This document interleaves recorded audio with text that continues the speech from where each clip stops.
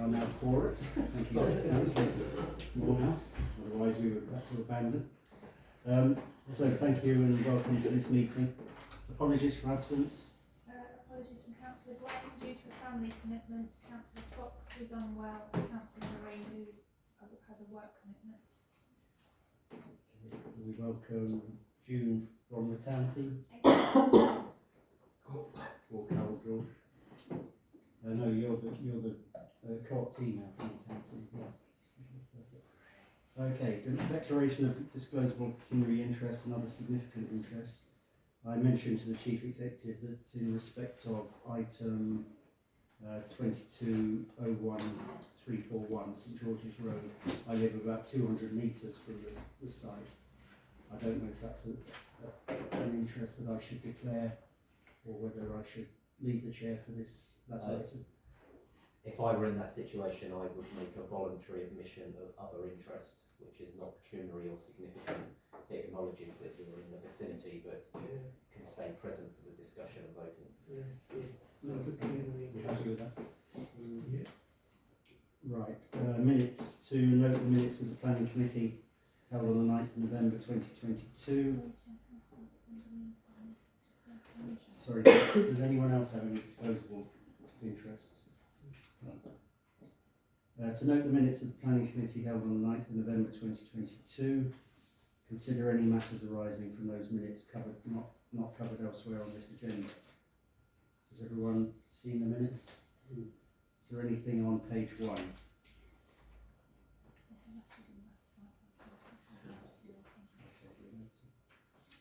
I think all of the cases that we dealt with have been approved. Recommend approval. Okay. Seconded. Okay. So we're noting those minutes.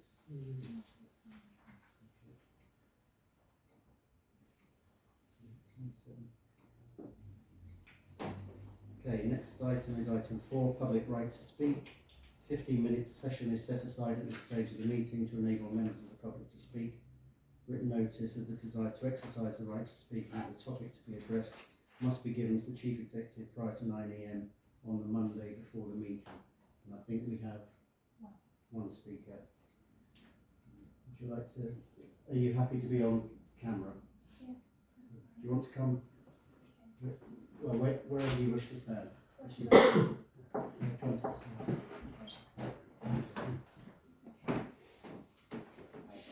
Good evening. I would like to make the following representations: planning application 2201-341 for erection of a single executive house next to 95 St George's Road. The applicant has stated that there are no trees or hedges on the proposed development site or on adjacent land, but the site is mature deciduous woodland with a full tall hedge fronting St George's Road. There are tree preservation or conservation orders on nearby trees and hedges. The applicant has stated that there is not a reasonable likelihood of adverse effects on species or habitat, but the hedgerow, natural pond and woodland are rare and irreplaceable habitat. The area attracts a wide range of threatened species, including bats and newts. Some of the habitat and species are legally protected and included on the Section 41 NERC and Kent Biodiversity Strategy. The applicant has indicated that flood risk will not be increased elsewhere, but St George's Road and nearby houses are shown on the Dover Council maps as being at risk of surface water flooding. The Council's planning application validation policy requires contextual drawings, but none are being provided. The drawings submitted do not show the proximity of the adjacent property, our house, 95 St George's Road, or windows from it that overlook or will be affected by the development. The boundary of the development site is about 1 metre to the west of our house and our lounge window. The lounge is our main habitable room, and a large house close to our boundary will severely limit our access to daylight into that room. The proposed house is bigger and will overshadow our living space and garden, and will compromise our right to light. No daylight level assessment has been supplied as required when proximity is an issue. Additionally, the application does not fulfil the requirements of national planning policies or on Dover Council's own policies. This site is on the edge of a conservation area. Our house is the last house in that area, Subject to flood risk and is rich in biodiversity. These features should flag the need for additional assessments on landscape character, flood risk, drainage, trees, ecology, habitat and heritage, but none of this has been provided. The NPPF and strategic policies in the local plan would be contravened if the site is developed. The site is a residential wind pool development, and Strategic Policy 4 states that such development should not have an adverse effect on any of landscape, biodiversity, heritage, flood risk or existing properties. It is obvious that the development will have an adverse effect on all of these. Development of the site would also breach Strategic Policy 13 on biodiversity assets, as the policy recognises small areas of woodland or irreplaceable habitats and cites legislation designed to conserve and protect rare and threatened species and habitat known to exist on this site. For all of these reasons, we'd like your help in highlighting that this application doesn't appear to be valid due to falsehoods and the lack of supporting validation documents. Furthermore, if allowed, this development would breach national planning legislation and over planning policies.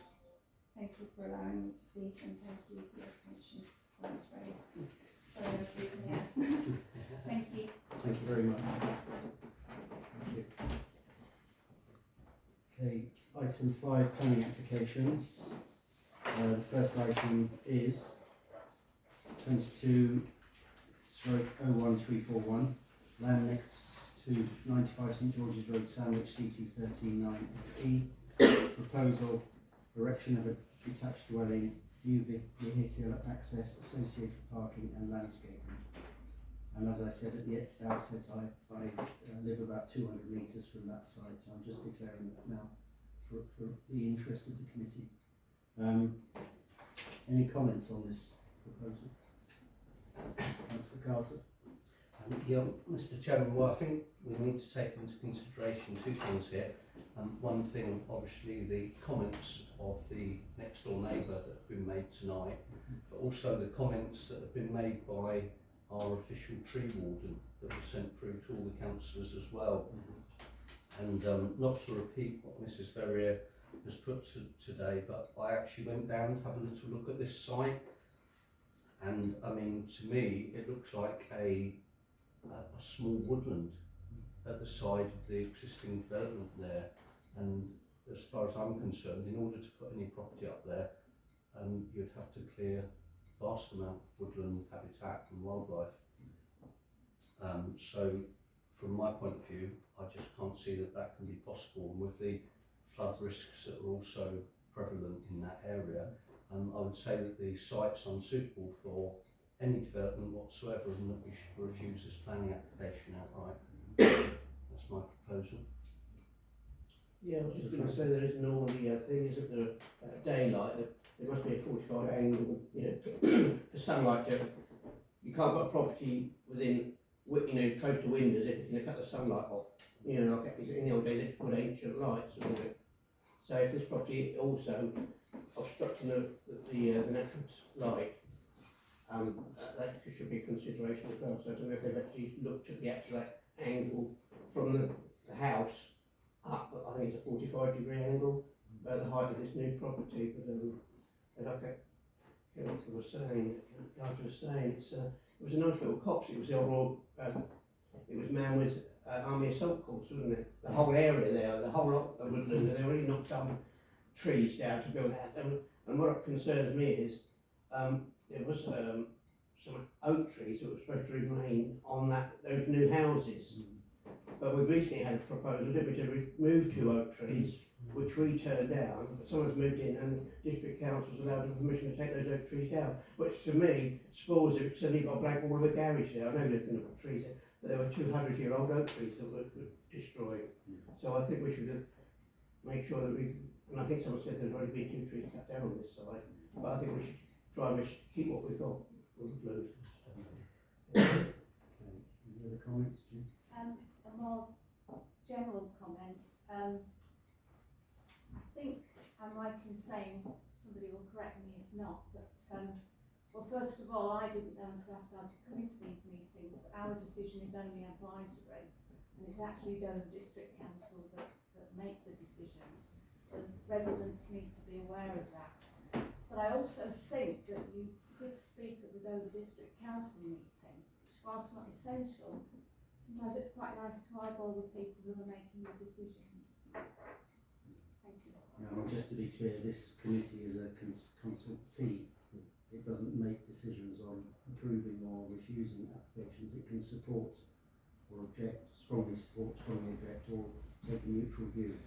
And our view should be taken into account by DDC when they come to make the decision, along with other consultees like the Environment Agency, KCC, Highways, etc. Councillor Morehouse. Yeah, with reference to what you've just said, could Councillor Carter amend his proposal to strongly object? Because we don't refuse, because we are, as you say, just a consultee. Okay. Councillor Friend, and then Yeah, Councillor just clarifying, are you objecting to it, or are you recommending that it be refused?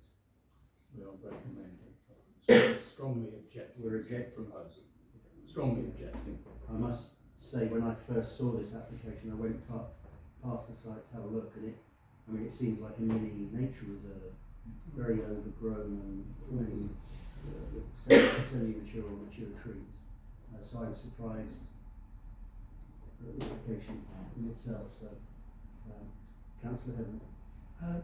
Yes, I agree we should advise that this is rejected, but we are, although we're only advisory, surely we are in a position to spell out chapter and verse, just as the speaker outlined what rules, regulations or whatever are being breached should this be built on.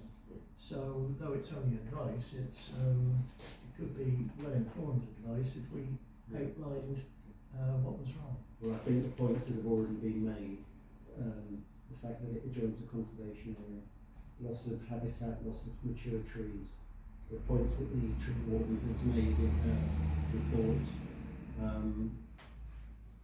we can strongly object and then list those reasons in the minutes and in the submission that goes to DDC. Yeah, in terms of making representations, it seems that the group are moving towards material planning considerations of overlooking loss of privacy, loss of light overshadowing, effect on conservation areas, the design, appearance of materials. Those seem to be the material planning considerations that you're discussing. It would also probably be worth adding in the fact that the application is not complete. There are lots of key documents missing, particularly protected open space assessments, the biodiversity assessments. There's no environmental impact statements, there's no protected species surveys, there's not a report from the Dover District Council tree officer yet, which it makes it very difficult to come to any sort of meaningful resolution without those documents. So it may be worth including in your submission that the time frame for consideration is extended and we get another bite of the cherry, so to speak, once the application has been updated to include all of the documents and assessments that we need to consider it properly. Yeah. And in fact, the application form, as has been said, doesn't mention that there's trees and hedges and wildlife on the site. I think it says the site is 479 hectares. So they've paid real attention to the filling in the form, I don't know. As someone who's new, sorry about this, can somebody tell me the difference between strongly objecting and recommending refusal? We're a consultee, so we can strongly object, have no opinion either way, support or strongly support. Those to me, Well, those are the... misheard. I thought Councillor Friend was saying something about recommending refusal. Yeah, you can strongly object, which doesn't necessarily suggest you're recommending refusal, whereas if this body recommends that the application be refused, the recommendation is to refuse So the that seems application, stronger. if that's what the committee would like to do. That's what's been forward. So strongly object and recommend refusal. Yeah. So do we have a motion to that effect?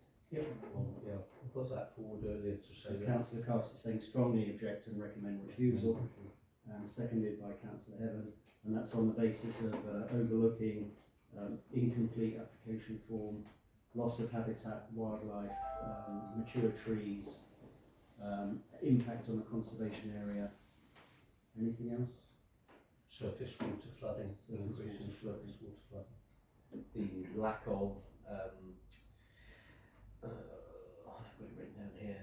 Yeah, the lack of a tree survey, arboricultural assessment, the lack of environmental impact statement, there's no protected species survey, the biodiversity risk report has not been completed, and there's no open space assessment.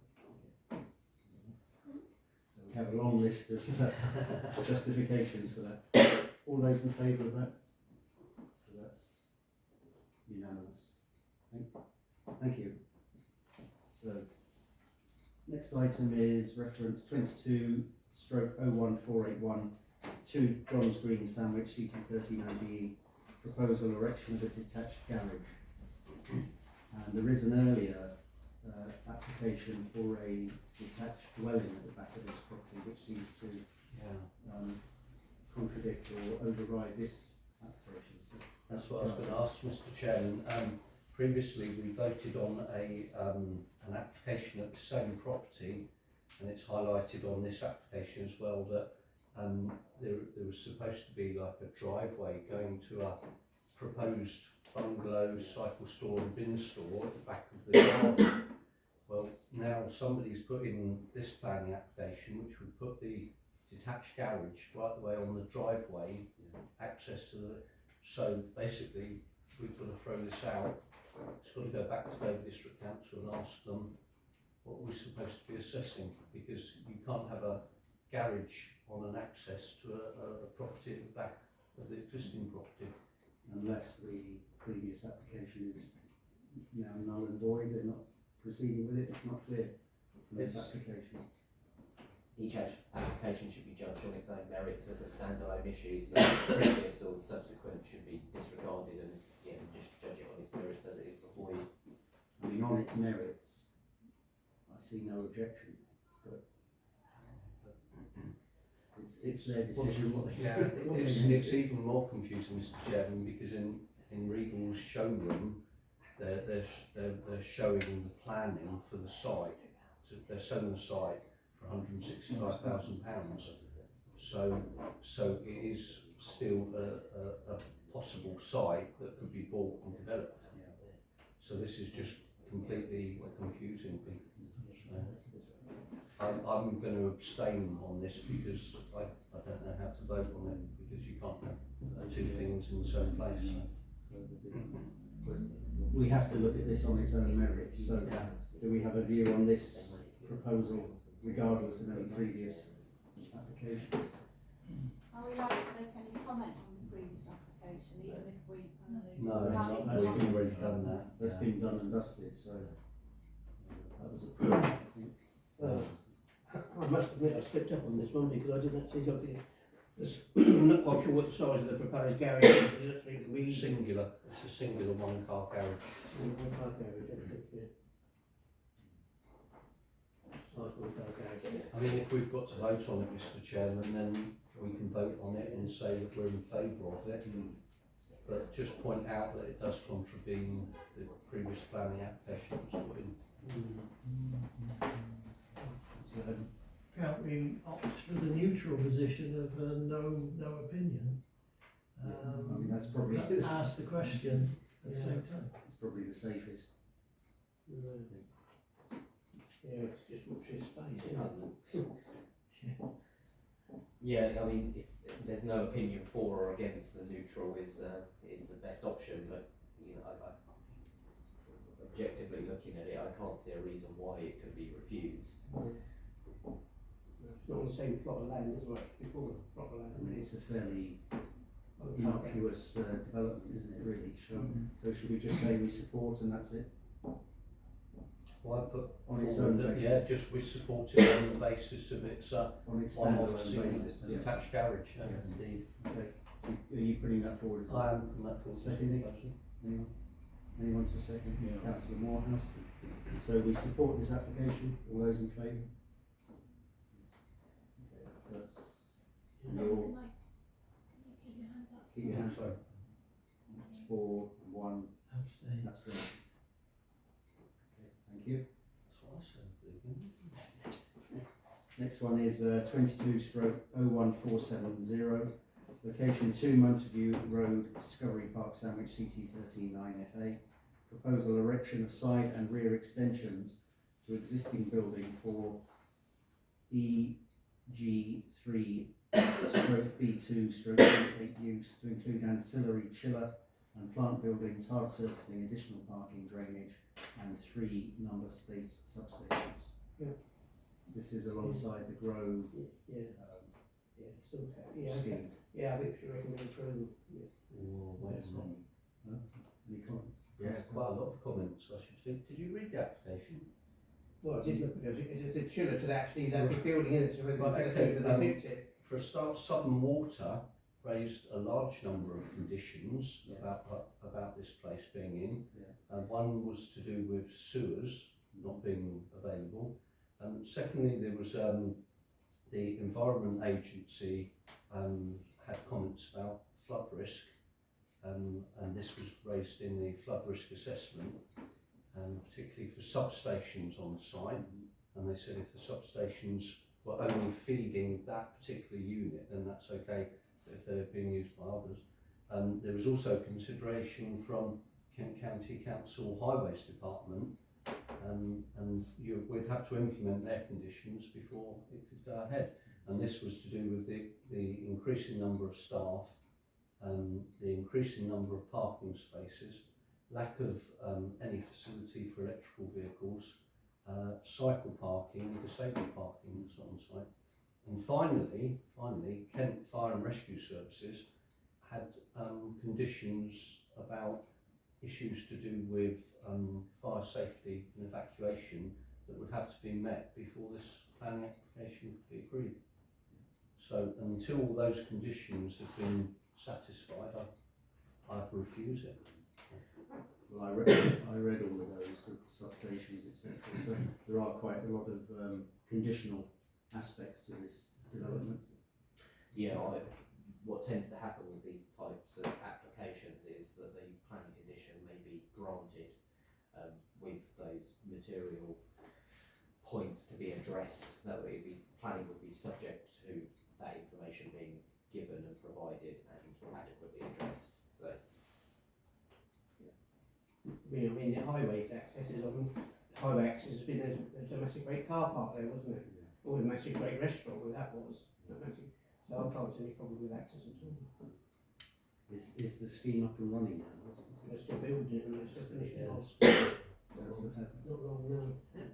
What's our experience of, I remember doing such a thing on previous occasions to say, okay, we agree this application subject to these conditions being met, but to be honest, I can't remember what subsequently happens in cases like that. Do they really have to strictly adhere to it, or else Dover District Council will refuse, or is there a certain softening in the approach by Dover? You shouldn't think so, because all these are safety conditions, aren't they? Yeah, Dover would impose them as conditions on the planning application, which Councillor Friend would tell you. yeah, the planning commission would be conditional upon those outstanding issues being satisfied to the officer's, to his satisfaction or her satisfaction. But yeah, it's rigorously checked in those circumstances.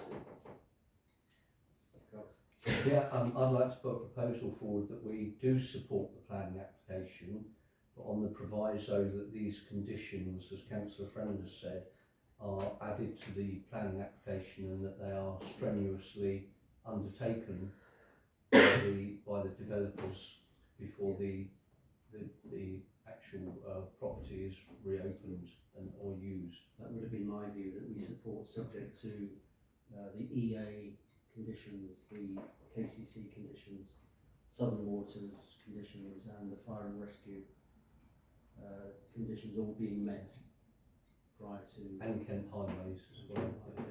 prior to approval. That's what I'm saying. You're making a proposal. Yeah, to that's that my effect? proposal. Seconded. All those in favour of that? Oh, can't vote.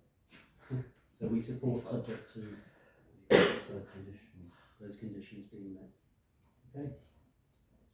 Next one is 22/01446, 21 Johns Green, Sandwich, CT13 ODE. Proposal erection of a detached dwelling, bin store, cycle shed, boundary wall, new vehicular access and parking, existing front wall to be demolished.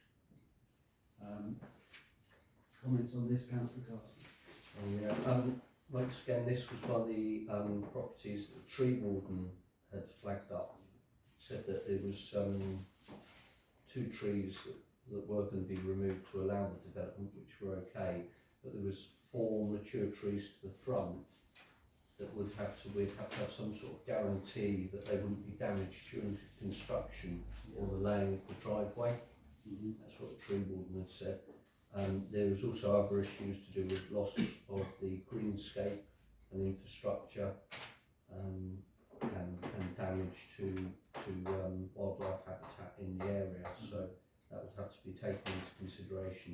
This we did actually vote this through just at the last planning meeting, I think it was.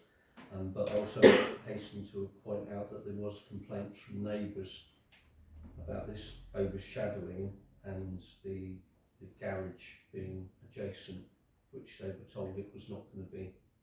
I don't know if anybody read the complaint, but they weren't very pleased with what's happening. I also, sorry. Councillor Freeman. Yeah, the only point I'd make is that if members were tending to agree with Councillor Carter, then it might be prudent to suggest a condition of a construction management plan with the application to ensure that the tree warden's comments are taken on board and mitigated out as much as possible. I saw something that indicated originally this was going to be a 3-bed house and now it's going to be a 4-bed, so presumably larger, and I don't know whether that has any impact on the discussion and the application. You know, it will have more of an impact on the neighbours. The previous application did not include the bedroom, I think, of Upper County. That's correct. So this is a new application, and again we have to look at this entirely on its own merits. The neighbour objects vehemently because of loss of light and dampness and so on in their property. I mean, that flank wall faces northeast, I think, so obviously it doesn't get much light, sunlight.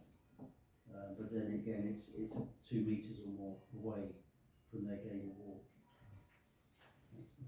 Yeah, I don't know if anybody else actually went and had a little look at it, because it is in my neck of the woods, but when I went down, it's literally just the side of a larger, they're all larger houses in Johns Green, and somebody's had a fence put up just recently and sectioned off their side bit of garden, and then decided to say, oh, if anybody wants to put a property on it, it's up to them, it's their gambit. Yeah. But it's, I mean, I paced it out, it's literally 10 paces wide, so there wouldn't be any side garden or anything at all. It's reducing the gardens to not only the development property but to the other property as well, which is supposed to be a family house, 4-bedroom family house. So in my opinion, I think it's overdevelopment is all I'd say.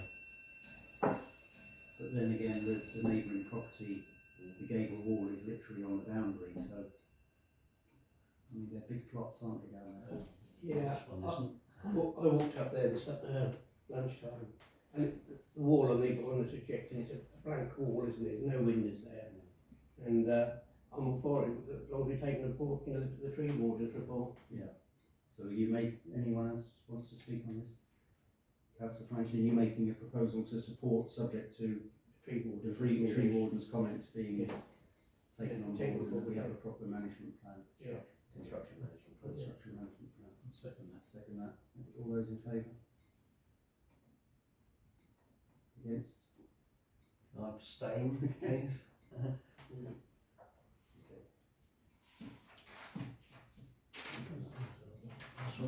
Okay, next one is reference 22/01327, location 88 New Street, Sandwich, CT 139JP, proposal siting of 2 portable buildings for use as staff facilities.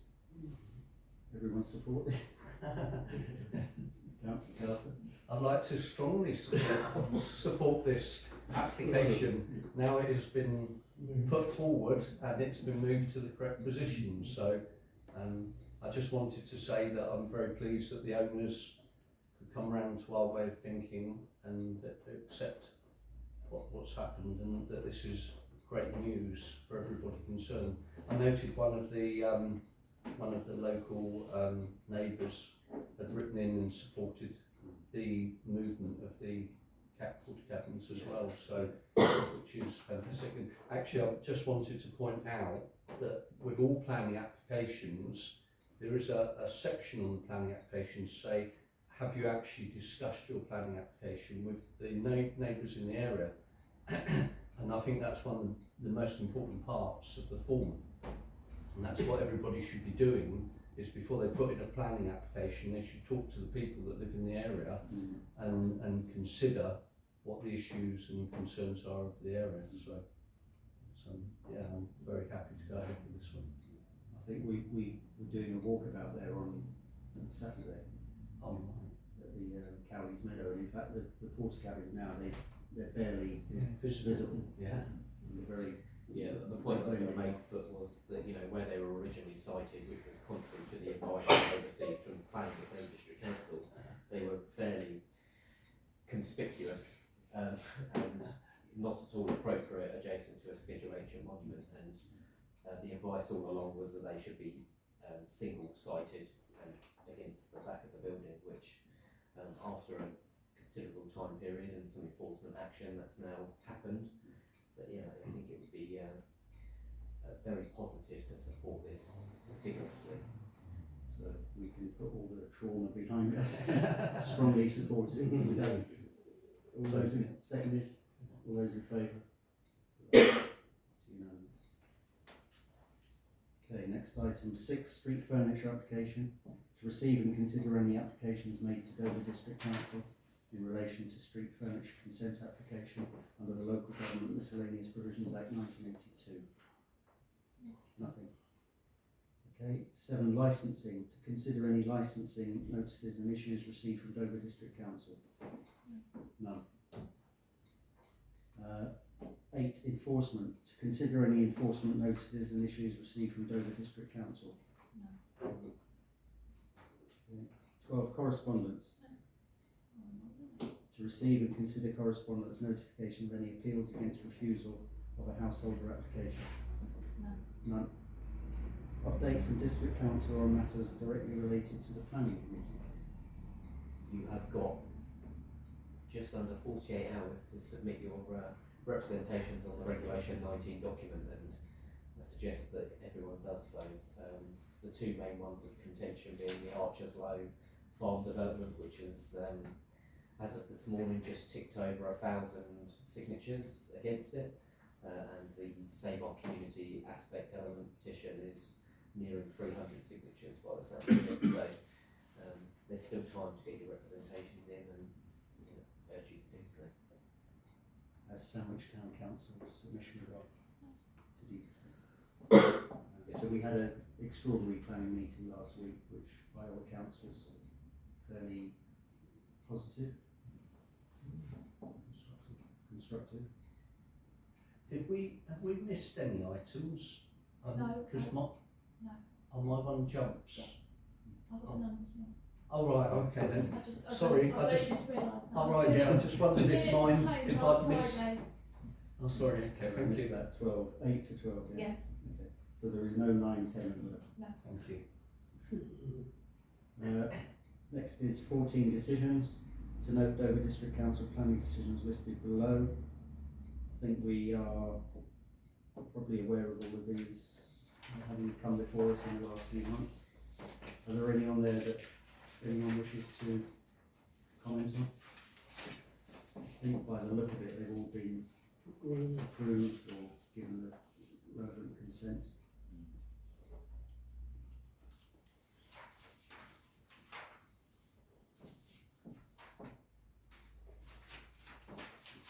No, Yeah, propose that we note those, Mr. note Chairman. those. Agreed. Agreed. Okay. 15, date and time of next meeting, Wednesday the 18th of January 2023 at 6:30 p.m. The planning committees next year will be, I think, a week later in order to give us more time to consider applications. So, thank you very much for coming and happy Christmas.